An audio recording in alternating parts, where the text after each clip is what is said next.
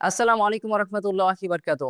ভালো লাগার ভালোবাসা এক নয়, তবে ভালো লাগা থেকে ভালোবাসার সূচনা হয়। আল্লাহ তাআলা বলেছেন সূরা নিসা ৩ নম্বর আয়াতে, যাকে ভালো লাগে তাকে বিবাহ করো, ২ ৩ ৪। আর যদি মনে করো সমতা করতে পারবে না, তাহলে একজনকে। এই আয়াতটিতে আল্লাহ তাআলা আমাদেরকে দুইটি বিষয় জানিয়েছেন। প্রথম নম্বর হচ্ছে যে যাকে ভালো লাগবে, যাকে পছন্দ হবে তাকে বিবাহ করতে হবে। আর ২ নম্বর বিষয় হচ্ছে যে যদি সমতা করতে না পারি, তাহলে একজনকে বিবাহ করতে হবে। কিন্তু আমাদের সমাজে অনেক পিতামাতাই আছে যারা সন্তানদের প্রতি জুলুম করে। তারা জানে যে আমার সন্তান একজনকে পছন্দ করে, তারপরও তারা তার সাথে বিবাহ না দিয়ে অন্যত্র বিবাহ দেয়। এরই ফলে সমাজে বিশৃঙ্খলা তৈরি হয়। আর ২ নম্বর যে বিষয়টা, সেটা হচ্ছে যে একাধিক বিবাহ করলে সমতা করতে হবে। অনেক স্বামী রয়েছে যারা একাধিক বিবাহ করে কিন্তু স্ত্রীদের মাঝে সমতা করতে পারে না। একজন স্ত্রীকে বেশি অগ্রাধিকার দেয়, আরেকজন স্ত্রীর উপর জুলুম করে। এদের জন্য রয়েছে কিয়ামতের দিন ভয়াবহ পরিস্থিতি। এই সম্পর্কে আবু দাউদের 2133 নম্বর হাদিসে আবু হুরায়রা রাদিয়াল্লাহু আনহু হতে বর্ণিত, তিনি বলেন রাসূলুল্লাহ সাল্লাল্লাহু আলাইহি ওয়াসাল্লাম বলেছেন, যদি কোনো ব্যক্তির কাছে দুইজন স্ত্রী থাকে আর সে যদি তাদের মাঝে ন্যায় বিচার না করে, সমতা না করে, তাহলে কিয়ামতের দিন সে একদিকে বাঁকা হয়ে উঠবে। অর্থাৎ কিয়ামতের দিন সে একদিকে বাঁকা হয়ে উঠবে। আল্লাহ তাআলা আমাদেরকে হেফাজত করুক। এবং